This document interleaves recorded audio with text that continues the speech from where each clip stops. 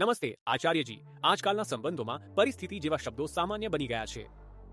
પ્રકૃતિ એ કારણ અને પરિણામનું એક અનંત જાળ છે. તમે કોઈ પરિણામ જુઓ તો પણ ચોક્કસ કહી શકાતું નથી કે તેનું સાચું કારણ શું હતું. કહેવાય છે કે જો અમેરિકામાં એક પતંગિયું પાંખ ફફડાવે તો શક્ય છે કે જાપાનમાં જ્વાળામુખી ફાટી શકે. આ ટિપિંગ પોઈન્ટનો સિદ્ધાંત છે.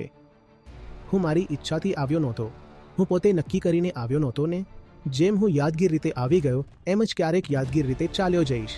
નિસ્ત્રે ગુણ્યો ભવાર્જુન. હવે સમજાય છે તેનો અર્થ. બહુ ગંભીરતાથી ના લેવું બધું. અહીં બે લોકોનું અસ્તિત્વ પોતે જ દ્વૈતતાનું પ્રદર્શન કરે છે. વાત એટલી જ છે કે હવા જે દિશામાં વહી રહી છે આપણે એ તરફ છીએ. रुख हवाओं का जिधर है उधर के हम है. શાંતિપૂર્ણ પરિસ્થિતિ અનુસાર. અરે વાહ, તમે તો મહાન છો. પરિસ્થિતિ મુજબ બસ દરેક વાતમાં આ ઉમેરો. હું તને પ્રેમ કરું છું, તમે હરામખોર છો, હું તમારા માટે જીવ આપી દઈશ.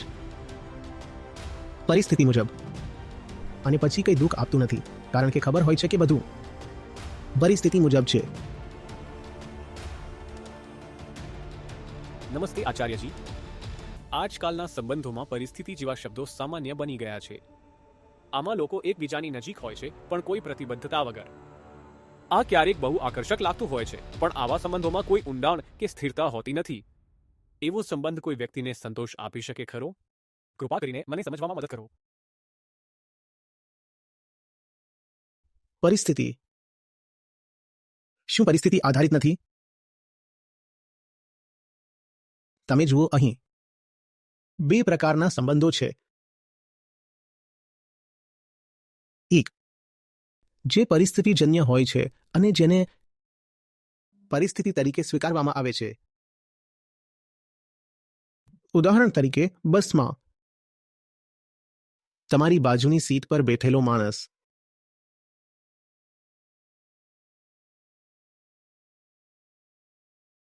અહીં તમે સરળતાથી સ્વીકારી શકો છો કે સંબંધ ફક્ત પરિસ્થિતિજન્ય છે. હું 36A છું અને એ 36B છે. મારી બાજુમાં બેઠો છે, ઠીક છે. અને પછી એવા પરિસ્થિતિજન્ય સંબંધો હોય જેને ઈચ્છાપૂર્વક લઈ લેવાય છે.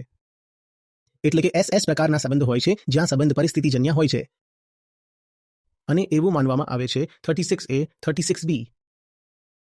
અને પછી SV પ્રકારના સંબંધો હોય છે જ્યાં સંબંધ પરિસ્થિતિજન્ય હોય છે પણ તેને ઈચ્છાપૂર્વકનું નામ આપવામાં આવે છે, લેબલ લગાવવામાં આવે છે. ઈચ્છાપૂર્વકનો અર્થ થાય પસંદગીથી, મેં નક્કી કર્યું, મારી સમજથી, મારો જ્ઞાન.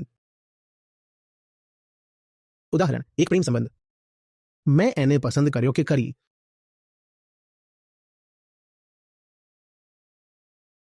દરેક સંબંધ પરિસ્થિતિઓની વસ્તુનું જ પરિણામ હોય છે, બીજું કશું નહીં. ખરેખર બીજું કશું નહીં. મહાન દેશભક્ત ધ્વજ માટે શહીદ થયો.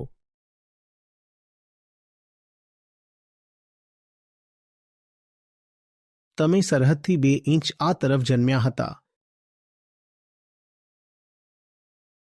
અને તમારા માતા પિતા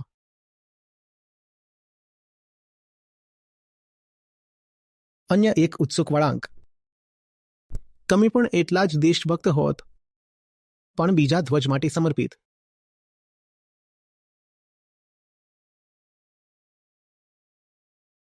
પણ તમે એ સ્વીકારશો નહીં. તમે કહેશો નહીં નહીં, મારું હૃદય તો મારા ખાસ ધ્વજ માટે ધબકે છે.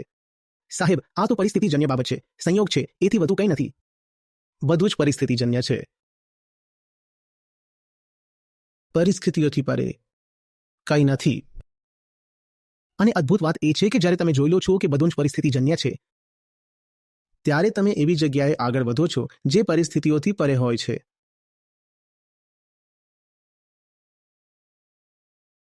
વસ્તુઓ હંમેશા પરિસ્થિતિજન્ય જ રહેશે. તમે પરિસ્થિતિથી ઉપર ઉઠી શકો છો.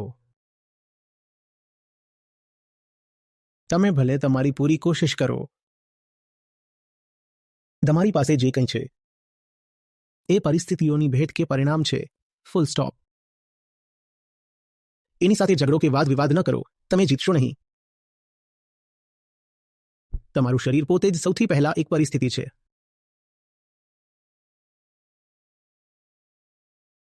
અને એ વિશે તો કેટલાય જોક્સ પણ છે ને? કોન્ડોમ ફેક્ટરીને 2000 બચ્ચાઓના ફોટા મળ્યા. સુંદર ફોટા, પ્યારા બચ્ચા. પછી એ બધું જીએમને બતાવાયું અને જીએમએ પૂછ્યું, આ શું છે? એમણે કહ્યું, ગ્રાહકોની ફરિયાદો.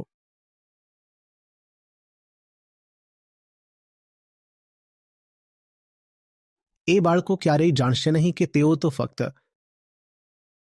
પરિસ્થિતિજન્ય ગ્રાહક ફરિયાદો છે. કોઈએ જોબ દરમિયાન ઊંઘી લીધો, કંડોમ ખોટા નીકળ્યા, એમાંથી પછી બાળકો આવ્યા અને બાળક કહેશે કે મને જુઓ, હું તો ભગવાનનો કેટલું સરસ સર્જન છું, મને સીધા સ્વર્ગમાંથી મોકલવામાં આવ્યો છે. સાહેબ, ક્યાંક થોડી લીકેજ થઈ ગઈ હતી, બસ એકલો જ. એ જ તમારું આખું અસ્તિત્વ છે.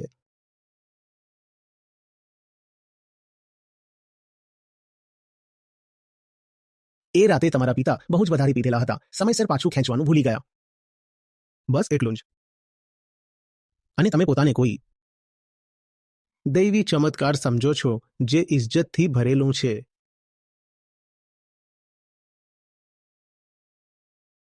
આપણે દરેક એવા જ છીએ. બધું પરિસ્થિતિજન્ય છે. તમારું લિંગ, તારી ત્વચાનો રંગ, તમે કઈ જાતિના છો, તમારી માન્યતાઓ. હકીકતમાં વધુને વધુ અભ્યાસો કહે છે કે વાત માત્ર સૌથી યોગ્ય જીવન વિષય સુધી સીમિત નથી. તેમાં અવ્યવસ્થિતતાનો તત્વ પણ સામેલ છે. ઇવોલ્યુશન સંપૂર્ણપણે તર્કસંગત નથી હોતું. એમાં પણ થોડી શક્યતાની વાત છે. આવું બની શકતું હતું, એવું પણ બની શકતું હતું. બંનેની કોઈક ચોક્કસ શક્યતા હતી. શૂન્યથી વધારે શક્યતા હતી અને કંઈક રીતે આ બન્યું. ભલે આની શક્યતા ઓછી હતી, પણ છતાં એ બન્યું. હવે આને તમે સૌથી યોગ્ય વ્યક્તિનું અસ્તિત્વ કે સૌથી મહાન અસ્તિત્વની શક્યતા પણ નથી કહી શકતા. કારણ કે જ્યારે તમે ઘણી જીવજાતિઓને ઉત્ક્રાંતિના દૃષ્ટિકોણથી જુઓ છો ત્યારે એ ખૂબ ફિટ લાગતી નથી. અને કેટલીક સંબંધિત જાતિઓની સરખામણીમાં તો ખાસ કરીને નહીં. જે જાતિઓ તુલનાત્મક રીતે વધુ યોગ્ય હતી એ તો લુપ્ત થઈ ગઈ.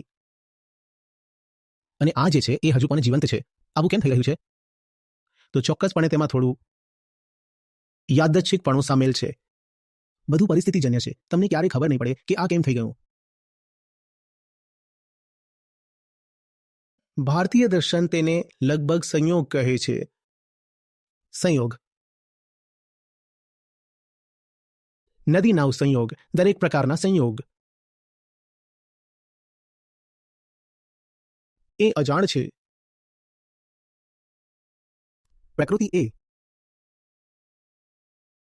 કારણ અને પરિણામનો એક અનંત જાળ છે. તમે કોઈ પરિણામ જુઓ છો તો તમે ક્યારે ચોક્કસ કહી શકતા નથી કે તેનું કારણ શું છે, કારણ કે કારણો પોતે અનંત છે અને એ સીધી લાઈનમાં જોડાયેલા નથી.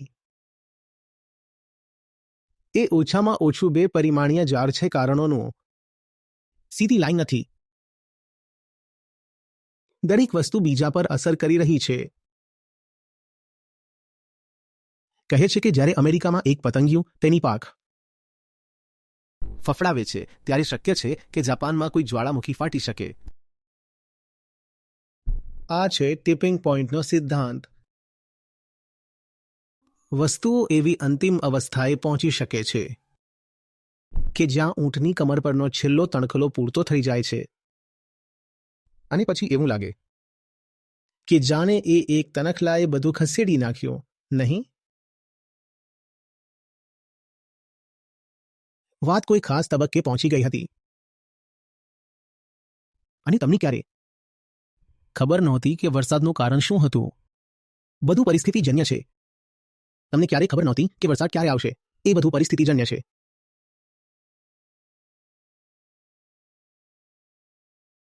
સમજો છો? જ્ઞાની માણસ બધું જ રેન્ડમ છે એમ સ્વીકારી લે છે અને પ્રકૃતિ સામે હાથ જોડીને ઊભો રહે છે. ઓળખાણ કરતો નથી, જોડાતો નથી. પોતાને જ કારણ માનતો હોય. આ બધું તો એક પ્રવાહમાં થઈ રહ્યું છે. એનું કારણ હું કેવી રીતે બની શકું? હું પોતે જ કોઈક વસ્તુનું પરિણામ છું, તો પછી હું મૂળ કારણ કેવી રીતે બની શકું? અને અહીં કોઈ મૂળ કારણ નથી. બધું પ્રવાહ છે. બધું જ પરિસ્થિતિજન્ય છે. એનો અર્થ એ નથી કે તમે બધાની પ્રતિષ્ઠા ગુમાવી દો અને બધું છોડી દો. એનો અર્થ એ નથી કે અહીં બેઠા બેઠા તમે કોઈને મેસેજ કરવા લાગો કે હવે મને સમજાયું કે આપણે રિલેશનશિપમાં નહીં પણ પરિસ્થિતિમાં છીએ. તો ચાલ હવે આગળ વધીએ. અમે એવું નથી કહી રહ્યા. અમે તો એટલું કહીએ છીએ કે તમારું શરીર પણ પરિસ્થિતિજન્ય છે. તમે બ્રેકઅપ કેવી રીતે કરી શકો? તમે પોતાના શરીર સાથે બ્રેકઅપ કરી શકો?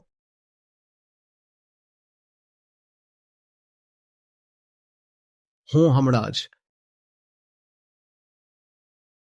સમજો કે વસ્તુઓ છે અને ફક્ત વસ્તુઓ જ છે અને દરેક વસ્તુનો પોતાનો એક પ્રવાહ હોય છે. અને જ્યારે તમે આ વાત સમજી જાઓ છો ત્યારે તમે બધી વસ્તુઓથી ઉપર એક બિંદુએ હો છો. એ જ મુક્તિ છે.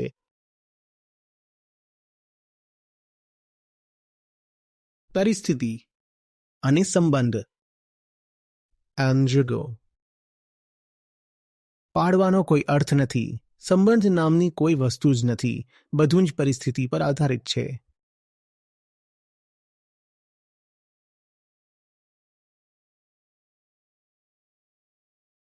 સંબંધ કહીએ એટલું પૂરતું છે.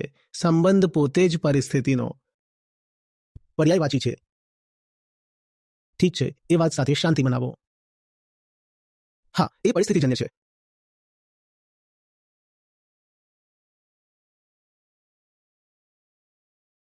ટ્રેન મોડી આવી અને વરસાદ પડી રહ્યો હતો અને વીજળી વિભાગના કામદારો હડતાળ પર હતા અને મધરાત થઈ ગઈ હતી. ટ્રેન મોડી આવી અને તેથી હું બહાર આવ્યો અને એ પણ બહાર આવી. મેં એને પૂછ્યો, તું ક્યાં જઈ રહી છે? અને એને કંઈક કહ્યું. મેં કહ્યું, ઠીક છે, ચાલો સાથે જઈએ. અને ત્યાંથી એક આખી વંશાવળી શરૂ થઈ.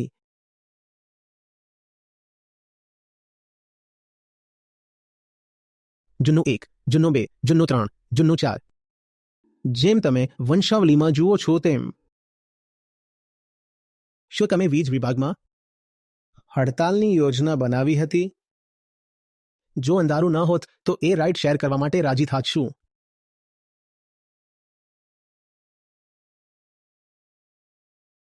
શું તમે ટ્રેન મોડી પહોંચે એ માટે રેલવે સાથે મળીને કંઈ કર્યું હતું? ટ્રેન સાંજે 7 વાગે પહોંચવાની હતી. જો એ સાચા સમયે આવી હોત તો એને તમારી સાથે રાઇડ શેર કરવાની જરૂર પડી ન હોત.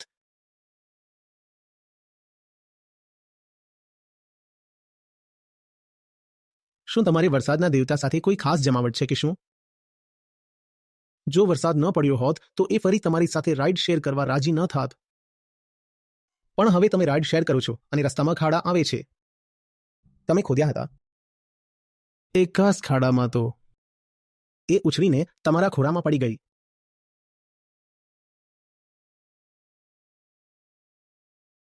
બધું પરિસ્થિતિજન્ય છે. પણ પછી તમે કહો છો કે તારા માટે મને ખૂબ પ્રેમ છે. કયો પ્રેમ? વીજ વિભાગનો? ખાડાનો? મહાનગરપાલિકાનો? વીજળીનો? રેલવેનો? રસ્તાઓનો? અને એ દારૂડિયો રિક્ષાવાળો એક ખાસ રાતે એની પત્ની સાથે એનો ઝઘડો થયો હતો અને આ રીતે ડ્રાઇવિંગ કરી રહ્યો હતો. એ વારંવાર પડી જતી હતી. અને તમે કહો કે જાણો છો અમારો સારો પ્રેમ સંબંધ છે. પણ હકીકતમાં તો તમે કરનાર જ નથી. કારણો તો બહુ જ વધારે છે. બહુ જ વધારે કારણો છે. શરીરમાં હોર્મોન્સ પણ રોજબરોજ, અઠવાડિયે અને મહિને બદલાતા રહે છે. માત્ર સ્ત્રીઓમાં જ નહીં, પુરુષોમાં પણ એવું જ થાય છે. એ તો બસ સંભાવનાની વાત હતી કે તમે બંને તમારા હોર્મોનલ ચક્રના શિખરે હતા, એટલે બંને ઉત્સાહિત થઈ ગયા. જો શરીરના ચક્રો પણ મેળ ન ખાત તો કોઈ મિલન થાત જ નહીં. છતાં તમે કહો છો કે મારો મહાન પ્રેમ પ્રસંગ. એમાં કંઈ મહાન નથી.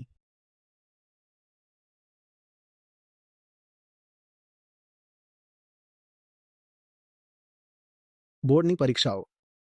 તમે કોઈ બીજા સેન્ટર પર જાઓ છો. તમારું નામ કેશવ છે, એનું નામ કામિની છે. એ તમારી આગળ બેઠી છે. તમને હંમેશા એની સુગંધ સહન કરવી પડે છે. 1 મહિનો બોર્ડની પરીક્ષાઓ ચાલશે. ફક્ત તમારું નામ. યાદીમાં તેનું નામ પછી આવે છે તો તમે શું કરી શકો? કોઈએ પોતાના અજ્ઞાનમાં તમને કેશવ નામ ન આપ્યું હોત તો? સાચા કેશવ વિશે વિચારો. શું તમે ક્યારેય કામિનીની નજીક શારીરિક રીતે રહ્યા હોત? હવે કે એ આગળ બેઠો છે અને કે ઈ પાછળ બેઠો છે અને સુગંધ લઈ રહ્યો છે. અને એ શેમ્પૂ વાપરી રહી છે જે એને તેના એક્સ બોયફ્રેન્ડે ગિફ્ટ કર્યું હતું. પણ કે ઈને ખબર નથી કે એ જે શેમ્પૂ વાપર્યું છે એ તો એની એક્સ ગર્લફ્રેન્ડ પાસેથી ચોરી કરીને તેના એક્સ બોયફ્રેન્ડે કામિનીને આપ્યું હતું. હવે તે ખુશીથી આ શેમ્પૂ વાપરી રહી છે. અને આ સાહેબ તો બિલકુલ ગરમાઈ ગયો. અને ત્યાંથી કંઈક બન્યો. આ સ્વીકારવું અપમાનજનક લાગે છે, નહીં? પણ વાત તો એવી જ છે.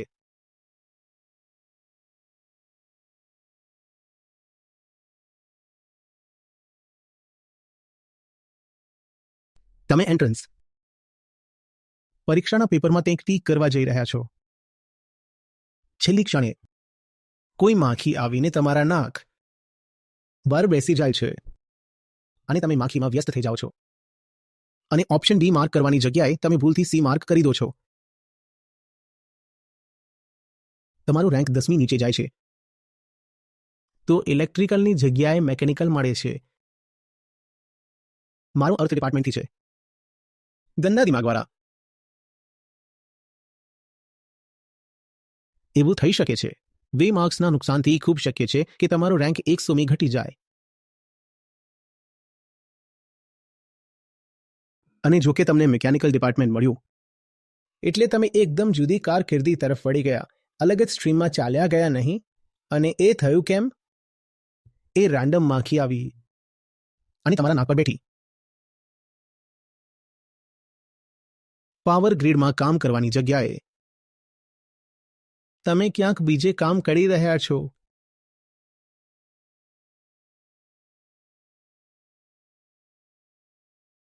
કેટલું બધું તમારું કરિયર ફક્ત કોઈ એક પરીક્ષામાં મળેલી રેન્ક પરથી નક્કી થાય છે. અને એ રેન્ક પણ કેટલી રેન્ડમ બાબતો પર આધાર રાખે છે. એ બધું પરિસ્થિતિજન્ય છે. એ સ્વીકારવું આપણને દુઃખ આપે છે. જ્યારે તમે જુઓ છો કે બધું પરિસ્થિતિજન્ય છે ત્યારે કોઈ પણ વસ્તુ સાથે જોડાયેલ રહેવું તમને બહુ મહત્વપૂર્ણ લાગતું નથી. કારણ કે કંઈ પણ મારી પાસે ફક્ત યાદચ્છિક રીતે આવ્યું છે તો પછી મને એમાં પ્રતિબદ્ધ રહેવાની શું ફરજ છે? તમે નસીબના આધારે ચાલતી વસ્તુઓ પ્રત્યે પ્રતિબદ્ધ રહી શકતા નથી. સાચું ને?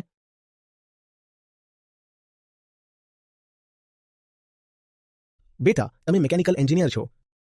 તમારે મિકેનિકલ ઇન્ડસ્ટ્રીમાં જ કામ કરવું જોઈએ. શું મિકેનિકલ એન્જિનિયર? એમાંથી જો એ લોકોનું આખું ટોળું હોત તો કદાચ હું કમ્પ્યુટર એન્જિનિયર બની શક્યો હોત. માર્ક ધીસ અને પછી એ બધાને દૂર ફેંકી દો અને ક્યારેક એમ બને કે બધા જવાબ સાચા નીકળે તો તને વધારે સારો રેન્ક મળત અને તમે કમ્પ્યુટર એન્જિનિયર બની જાત. શું પ્રતિબદ્ધતા છે? અવ્યવસ્થિતતા પ્રત્યેની પ્રતિબદ્ધતા. આપણી સમસ્યા એ છે કે આપણે યાદચ્છિક વસ્તુઓને અગત્યની માનીએ છીએ. અને કારણ કે તમે યાદચ્છિક વસ્તુઓને જરૂરી માની બેઠો છો એટલે તમને જે ખરેખર જરૂરી છે એની કદર જ નથી.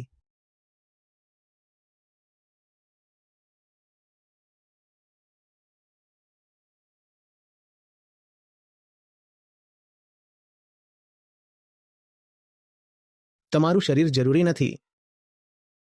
તમારા વિચારો જરૂરી નથી. એ બધા તમારી બહારના યાદચ્છિક પ્રભાવોથી જ આવી રહ્યા છે.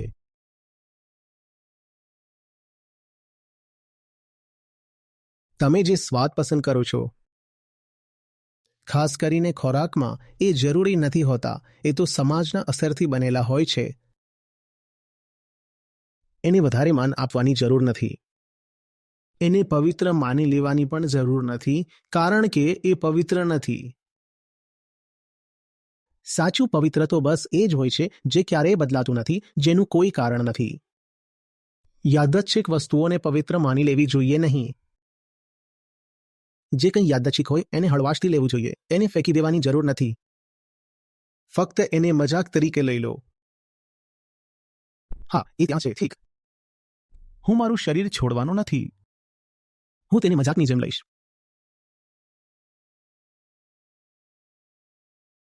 મારી પાસે ખોરાકના વિકલ્પો છે. પણ મારા સ્વાદ માટે વિશ્વયુદ્ધ 3 શરૂ કરવાનું નથી. હું એ બધાને લઈને શાંત રહીશ. ઠીક છે, હું સમજુ છું. તમે મેક્સિકોમાં જન્મ્યા હતા. તમને ખોરાકની ખાસ પસંદગી છે. તમે અરેબિયાથી આવી રહ્યા છો. તમારી પાસે એક ખાસ કપડાં પહેરવાની પસંદગી છે જે મને ખૂબ વિચિત્ર લાગે છે. પણ છતાં હું જાણું છું કે એ યાદચ્છિક વસ્તુ છે.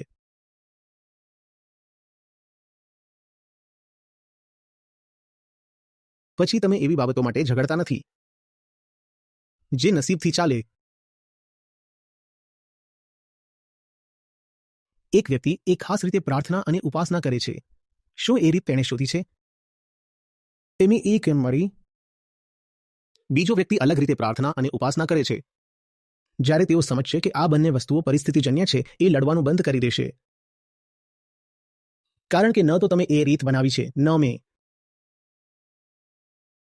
આ બધી વસ્તુઓ જે યાદચ્છિક રીતે આપણી પાસે આવે છે તેની સાથે આપણને શું લેવા દેવા? એ હળવાશ, એ આધ્યાત્મિકતાની ભેટ છે. કંઈ પણ તમને ભારે બનાવતું નથી, કારણ કે કંઈ પણ ખૂબ મહત્વનું નથી. હવે તમે કોઈ પણ વાત પર મજાક કરી શકો છો અને તમારે કંઈ પણ ખૂબ ગંભીરતાથી લેવાની જરૂર નથી. બધું પરિસ્થિતિજન્ય છે, તો પછી એને ખૂબ ગંભીરતાથી કેમ લેવું? એક દિવસ તમે અચાનક મારા જીવનમાં આવી ગયા અને એક દિવસ તમે અચાનક ચાલ્યા જશો. કદાચ તમે પોતે જવાનું નક્કી કર્યું અથવા તો મરણ તમને લઈ ગયું. ઠીક છે, એક દિવસ તમે આવ્યા, એક દિવસ તમે ચાલ્યા જશો. બરાબર.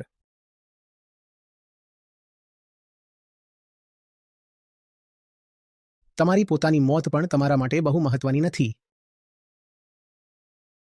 હું મારી ઈચ્છાથી આવ્યો નહોતો. મેં તો પોતે આવવાનું નક્કી કર્યું નહોતું, છે ને? હું નસીબે આવી ગયો. એમ જ નસીબે ચાલ્યો જઈશ. અહીં કોઈ છે જેમણે પોતાનું રૂપ પસંદ કર્યું હોય? તો તમે તમારી મોતને લઈને એટલા ચિંતિત કેમ છો? તમે અચાનક આવ્યા, તમે અચાનક જશો પણ.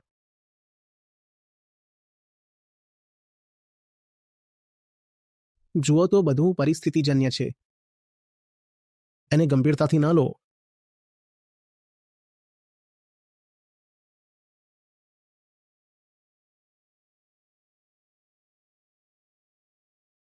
નિષ્ક્રય ગુણ્યો ભાવાર્જુન. હવે અર્થ સમજાવ્યો તમને? બહુ ગંભીરતાથી ન લો.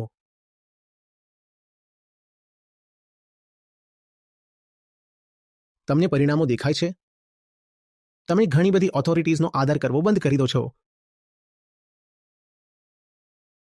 તમને ખબર છે કે એ માણસ ત્યાં મોટા ભાગે પરિસ્થિતિઓના કારણે છે. બીજો સમય, બીજું યુગ, બીજી પરિસ્થિતિ હોત તો એ માણસ ત્યાં હોત જ નહીં. શક્ય જ નથી. હું એને કેમ માન આપું?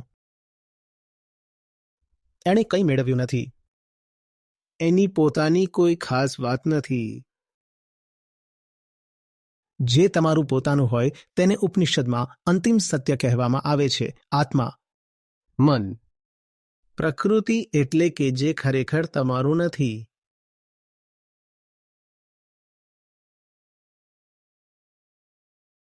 સૌથી ઊંચી એક ભવ્ય મૂર્તિ બની શકે છે. અને ક્યારેક ધૂળનો એક કણ હવામાં ઉડીને ભગવાનના મસ્તક પર આવીને બેસી શકે છે. એવું શક્ય નથી શું? આવું તો વારંવાર બને છે. તમે જાઓ અને ભગવાનનું મસ્તક સાફ કરો તો ત્યાં ધૂળ મળી આવશે. તમે એ ધૂળનો આદર કરશો? બસ યાદચ્છિક રીતે એવું બન્યું કે તમે કોઈ ઊંચી જગ્યા પર પહોંચી ગયા. એથી હું તમને કોઈ અધિકારવાળા માણસ તરીકે નહીં માનું. નસીબની વાત છે.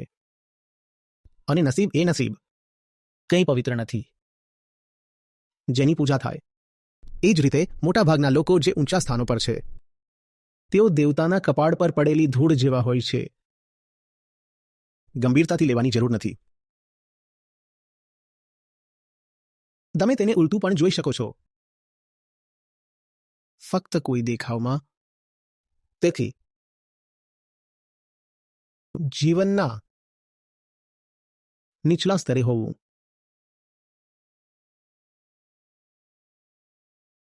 એનો અર્થ એ નથી કે એ માણસ અયોગ્ય છે. બીજો સમય, બીજું સ્થાન, અનુકૂળ પરિસ્થિતિઓ હોત તો કદાચ એ ક્યાંક બીજે હોત. એટલે જ બુદ્ધિશાળી માણસ કોઈને તેના સામાજિક દરજ્જાથી નાપતો નથી.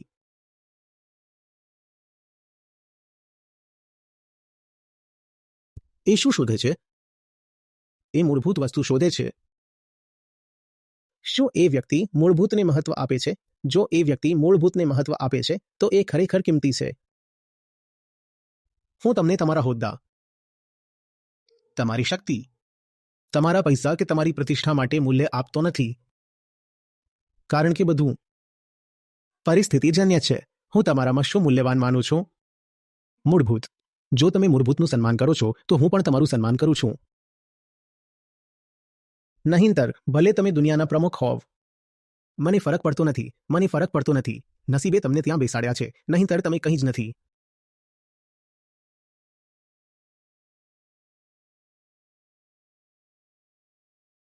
એવું કહેવામાં આવે છે કે જો તમે પૂરતા વાંદરાઓને પૂરતા કમ્પ્યુટર્સ આપો તો એમાંથી એક વાંદરો શેક્સપિયરના બધા કામો કરી નાખશે. વાત માત્ર એટલી છે કે સંખ્યા પૂરતી હોવી જોઈએ. અબજો વાંદરાઓ, અબજો સિસ્ટમ્સ અને એ બધા યાદચ્છિક રીતે ટાઈપ કરવાનું શરૂ કરશે. અને ફક્ત આકસ્મિક રીતે તમને મળશે, કારણ કે ઘણી બધી તકો હશે કે તેમાંથી એક અનુકૂળ તક હશે. તમે કહેશો કે આ તો શેક્સપિયર છે. આપણે યાદચ્છિકતાનો આદર કરીશું નહીં.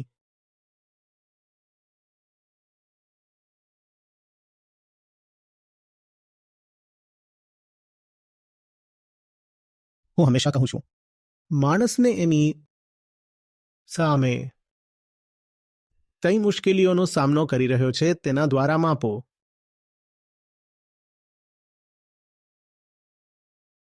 અસમાનતાઓનું નામ છે પ્રકૃતિ. એક માણસની ઓળખ, એનું પ્રકૃતિ સાથેનું જોડાણ કેટલું ગુણવત્તાવાળું છે. એ નહીં કે પરિસ્થિતિઓ એને ક્યાં લઈ ગઈ છે, પણ એણે પોતાની પરિસ્થિતિઓ સાથે શું કર્યું છે. પરિસ્થિતિ સાથેનો તેનો સંબંધ. અને એ મૂલ્યાંકન કરવું વધુ મુશ્કેલ હોય છે. એટલે જ આપણે ઘણીવાર લોકોના મૂલ્યાંકનમાં ભૂલ કરી બેસીએ છીએ. આપણે જોઈએ છીએ કે તેઓ ક્યાં સુધી પહોંચ્યા છે, પણ આપણે એ નથી જોતા કે તેઓ પોતાની પરિસ્થિતિઓ સાથે કેવી રીતે સંબંધ બાંધે છે. એ જ તો જોવાનું છે. પણ બીજામાં એ જોવા માટે પહેલા તમારા પોતાનામાં એ જોવાની ક્ષમતા હોવી જોઈએ. હું મારી પરિસ્થિતિઓ સાથે કેવી રીતે સંબંધ બાંધું છું? જો તમે પરિસ્થિતિઓને ખૂબ જ ગંભીરતાથી લો છો તો તમે, જેમ લોકો કહે છે, અજ્ઞાન એમાંથી એક છે. બસ એક સામાન્ય અજ્ઞાન માણસ.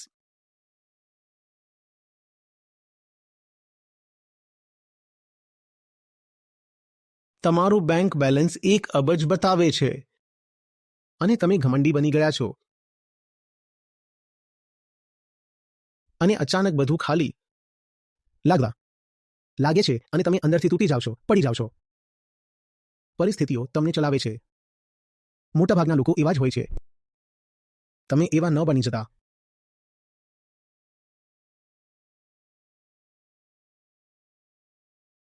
પરંપરાગત રીતે તેની ક્ષમતા કહે છે પરિસ્થિતિ કેવી પણ હોય, હો જ છો ક્ષમતા.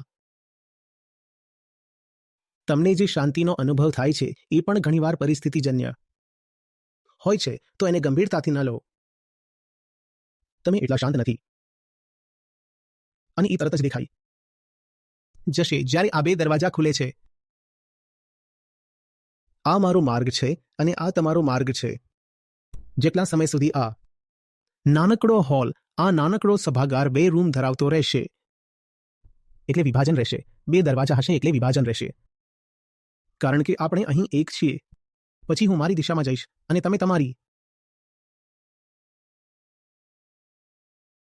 અહીં આ બંનેનું અસ્તિત્વ જ આ દ્વૈત દર્શાવવાનું એક પ્રદર્શન છે. તમે અલગ જીવન જીવવાનું પસંદ કર્યું છે તો આ હિસ્સો પણ ન લો, કારણ કે તમારી પસંદગી પણ પરિસ્થિતિજન્ય છે. તમે ખરેખર અલગ જીવન પસંદ કર્યું નથી. બસ એવું છે કે પવન જે દિશામાં ફૂંકાઈ રહ્યો છે, રૂખ હવાનો જ્યાં છે ત્યાંના અમે છીએ. પરિસ્થિતિ પ્રમાણે શાંત રહો. તમે તો એકદમ જબરજસ્ત છો. પરિસ્થિતિજન્ય આ બધામાં ઉમેરો બસ.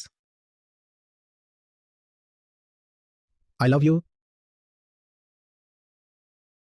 તમે હરામખોર છો.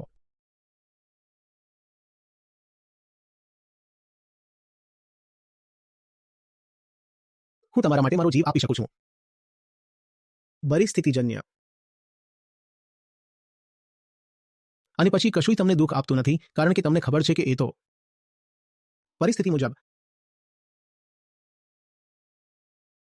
પછી તમે વચનો પર ભરોસો નહીં રાખો, કારણ કે તમને ખબર છે કે બધા વચનો પરિસ્થિતિ મુજબ. ફક્ત મૂર્ખો જ આશા રાખે કે વચનો નિભાવવામાં આવશે.